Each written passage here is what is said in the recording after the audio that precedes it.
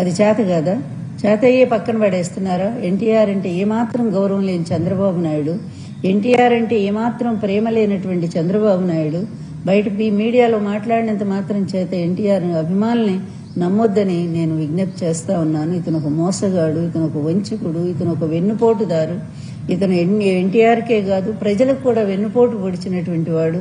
ఇతని చరిత్ర, ఎన్టీఆర్ చరిత్ర ఎంత పవిత్రంగా ఉంటుందో ఇతని చరిత్ర అంత నీచంగా, అంత నికృష్టంగా అతని చరిత్ర రాయబడుతుంది భవిష్యత్ తరాల్లో అనేది ఇది నిశ్చయమైనటువంటి మాట. ఇప్పటికైనా కళ్ళు తెరవండి. ఈ నీచుడు చేసిన పాపాలని ఒక్కసారి సమీక్షించుకోండి. అప్పటి నుంచి ఇప్పటి వరకు కూడా 2 రాష్ట్రాలు, ఉభయ రాష్ట్రాలు ముఖ్యమంత్రిగా ఉన్నప్పుడు ప్రజల్ని పీడించు తిన్నాడు, రైతుల పాలిట శాపంలాగా మారాడు, అదేవిధంగా ఎంతో మందిని కాల్చి చంపించాడు. అటువంటి నీచుడు మళ్లీ కూడా ఆంధ్రప్రదేశ్ విడిపోవటానికి కూడా అతనే కారకుడయ్యాడు. విడిపోయిన తర్వాత మళ్ళీ ఏదో ఈ రాష్ట్రాన్ని ఉద్ధరిస్తాడని నమ్మి ప్రజలు ఇస్తే అప్పుడు కూడా హామీల మీద హామీలు, 600 హామీలు ఇచ్చి ఒక్కడు కూడా నెరవేర్చకుండా ఆ రోజు కూడా ప్రజల్ని మోసం చేసి వెళ్ళిపోయాడు. మళ్లీ మొన్న ఈవీఎంలను అడ్డం పెట్టుకుని వచ్చాడు తప్ప జగన్ మీద అసంతృప్తి, జగన్ మీద ఏ విధమైనటువంటి వ్యతిరేకత ప్రజల్లో ఎక్కడా కూడా లేదు, ఏ వర్గంలో కూడా లేదు చెప్పాలి అంటే. అయినప్పటికీ కూడా తను ఓడిపోతానని తెలిసి కూడా చంద్రబాబు నాయుడు ఈ విధంగా మళ్లీ అడ్డదారిలోనే అధికారాన్ని చేజిక్కించుకోవడం జరిగింది. మళ్ళా ఎన్నో భారీ హామీలు ఇవ్వటం జరిగింది. మరి ఈ ఇచ్చినటువంటి హామీలను ఒక్కటైనా నెరవేర్చగలిగాడంటే ఒక్కటి కూడా నెరవేర్చలేదు. అందుకే ప్రజలందరూ కూడా ఇప్పుడు కూడా అనుకుంటూనే ఉన్నారు, ఆనాడు ఎన్టీఆర్ పరిపాలన గుర్తు తెచ్చుకుంటారు జనాలు. వైఎస్ రాజశేఖర రెడ్డి గారి పరిపాలన ప్రజల మనసులో శాశ్వతంగా మిగిలిపోయింది. అదేవిధంగా ఎన్టీఆర్ వైఎస్ జగన్మోహన్ రెడ్డి గారు ఆ ఇద్దరి పరిపాలన ఆదర్శంగా తీసుకుని ఆయన అమలు జరిపినటువంటి సంక్షేమ పథకాలు అన్నీ భారతదేశంలో నేను చెప్తున్నానండి, ఈ రోజున్న ప్రముఖమైనటువంటి వ్యక్తుల్లో నిజంగా ఆయన నంబర్ 1లో ఒకవేళ మోడీ గారు ఉంటే ఉన్నారేమో, నాకైతే తెలియదు. కానీ అంత పవర్ఫుల్ ప్లేస్ లో ఈరోజు జగన్మోహన్ రెడ్డి గారు ఉన్నారు. ఎందుకంటే ఇచ్చిన మాట కట్టుబడి ప్రజలకు ఏవైతే హామీలు ఇచ్చారో వాటన్నిటినీ కూడా 99% అమలు చేసిన ఏకైక వ్యక్తి జగన్మోహన్ రెడ్డి గారు అనేది ప్రజలందరూ కూడా గుర్తించారు. మొన్న జరిగినటువంటి జరిగిన పొరపాటు అంటే ప్రజల పొరపాటు అని నేను అంటం లేదు, ఈవీఎంల ద్వారా జరిగినటువంటి ఆ మోసాన్ని గ్రహించారు ప్రజలు.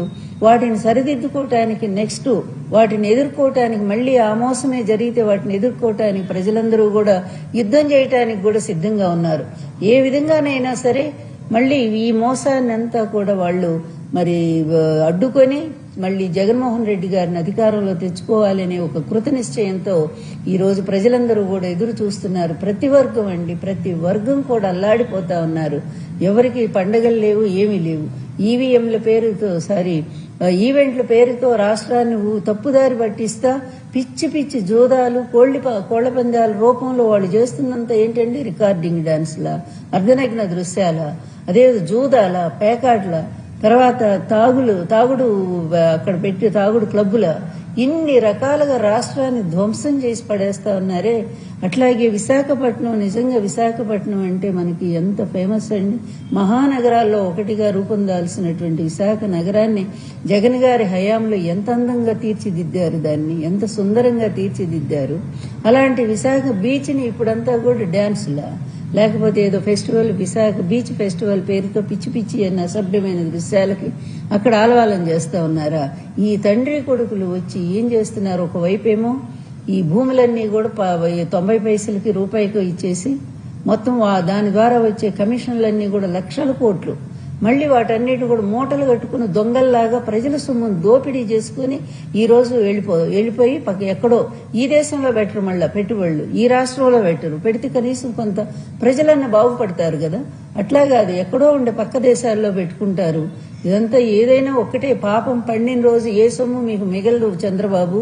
అలాగే లోకేష్ కూడా చెప్తా ఉన్నాను, మీ ఇద్దరి దుర్మార్గమైన పరిపాలన, నీ రెడ్ బుక్ రాజ్యాంగం రేపు అది నీకే చుట్టుకుంటది.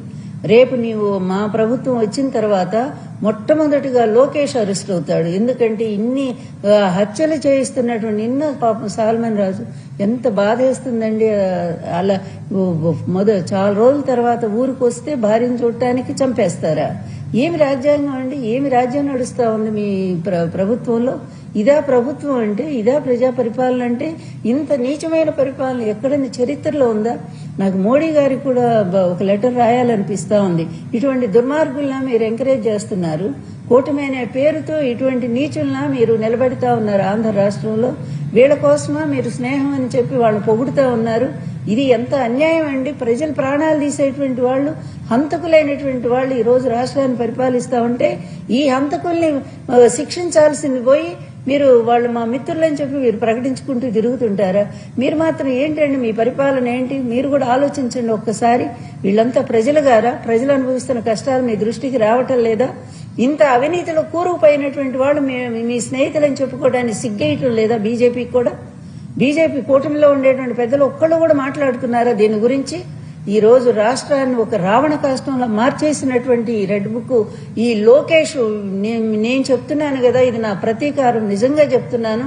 మా ప్రభుత్వం రానివ్వండి, మా జగన్ గారి ప్రభుత్వం రాగానే వీళ్ళు చేసినటువంటి అన్యాయాలు, అరాచకాలు మొత్తం మీద కూడా మేము అది మరి ఒక ఎంక్వైరీ కమిషన్ వేయిస్తాము.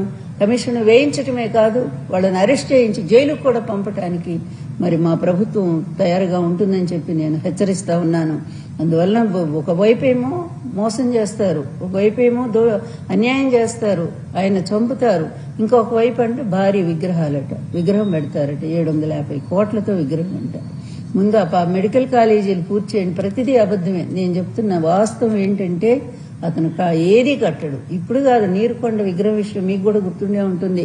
ఎప్పుడో 2014లో ఆయన అధికారానికి వచ్చినప్పుడు ఆంధ్ర రాష్ట్రంలో చంద్రబాబు నాయుడు గారు నీరుకొండ మీద ఎన్టీఆర్ విగ్రహం పెడుతున్నానని చెప్పి అప్పుడే అనౌన్స్ చేశారు. ఏమైపోయింది? 5 ఏళ్లు ఏమీ జరగలేదు. ఆ చుట్టుపక్కల మాత్రం కొన్ని భూములు కొనుక్కున్నట్టున్నారు. అతని పని ఎప్పుడూ కూడా అదే. ఒకటి అనౌన్స్ చేశాడంటే దాని వెనక అతని స్వార్థం ఎంత ఉంటుంది అనేది అందరికీ తెలిసినటువంటి విషయమే. ఇప్పుడు కూడా అంతే, డైవర్ట్ చేయడం కోసం చేస్తా ఉన్నాడు. అందువల్ల ఇట్లాంటివన్నీ కూడా నీకు చేతనైతే ఎన్టీఆర్ భారతరత్న ఇప్పించు. ప్రతి రాష్ట్రం కూడా వాళ్ళ మహనీయుల కోసం, మరి మహానుభావుల కోసం వాళ్ళు పోరాటం సాగించి భారతరత్న సాధించుకుంటా ఉన్నారు. కానీ మరి ఇక్కడేం జరుగుతోంది? ఎన్టీఆర్ లాంటి మహానుభావుడు అంత విగ్రహం పెడతాం, ఇంత విగ్రహం పెడతాం అని చెప్తున్నటువంటి మీరు మరి భారతరత్న తెచ్చుకోలేరా? అది చేత కాదా? చేత అయ్యే పక్కన పడేస్తున్నారా? ఎన్టీఆర్ అంటే ఏమాత్రం గౌరవం లేని చంద్రబాబు నాయుడు, ఎన్టీఆర్ అంటే ఏమాత్రం ప్రేమ లేనటువంటి చంద్రబాబు నాయుడు బయట మీడియాలో మాట్లాడినంత మాత్రం చేత ఎన్టీఆర్ అభిమానుల్ని నమ్మొద్దని నేను విజ్ఞప్తి చేస్తా ఉన్నాను. ఇతను ఒక మోసగాడు, ఇతను ఒక వంచకుడు, ఇతను ఒక వెన్నుపోటుదారు. ఇతను ఎన్టీఆర్కే కాదు ప్రజలకు కూడా వెన్నుపోటు పొడిచినటువంటి వాడు. ఇతని చరిత్ర, ఎన్టీఆర్ చరిత్ర ఎంత పవిత్రంగా ఉంటుందో ఇతని చరిత్ర అంత నీచంగా, అంత నికృష్టంగా అతని చరిత్ర రాయబడుతుంది భవిష్యత్ తరాల్లో అనేది ఇది నిశ్చయమైనటువంటి మాట.